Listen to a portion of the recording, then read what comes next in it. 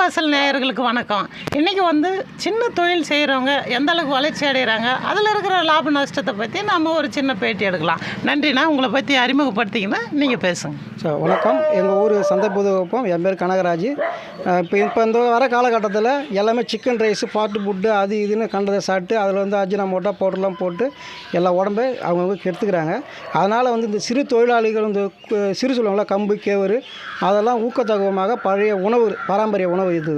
இந்த உணவை நம்மலாம் சாப்பிட்டோம்னா உடம்புக்கு எவ்வித நோயும் இருக்காது, சுகருக்கு எல்லாமே ஆரோக்கியமான நிலைக்கு வரும். அதனால் இந்த மறைந்து போன தொழில் நானும் இட்லி கடைலாம் நடத்திட்டேன். அதனால் நமக்கு அது போதும், எல்லாருமே வச்சுக்கிறாங்க. இந்த கூழுனாலையும் கம்புனாலையும் நன்மை.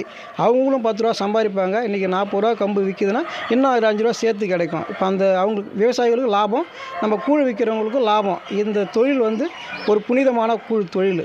இது பாரம்பரிய உணவில் இது ஒரு முக்கியமான உணவு. எல்லாருமே பங்கெடுத்துக்கலாம். வணக்கம். சந்தை புதுவப்பத்திலேருந்து சந்தை கனகராஜ் பேசுகிறேன். இந்த தொழில் உங்களுக்கு அன்றாட வருமானம் கொடுக்குதா? அன்றாட வருமானன்றது இது கம்மியான வருமானம் தான். மக்களுடைய திருப்திக்கும் அவங்களுடைய நலனுக்காகவும் இந்த பாரம்பரிய குழு முக்கிய அத்தியாவசிய பொருள்.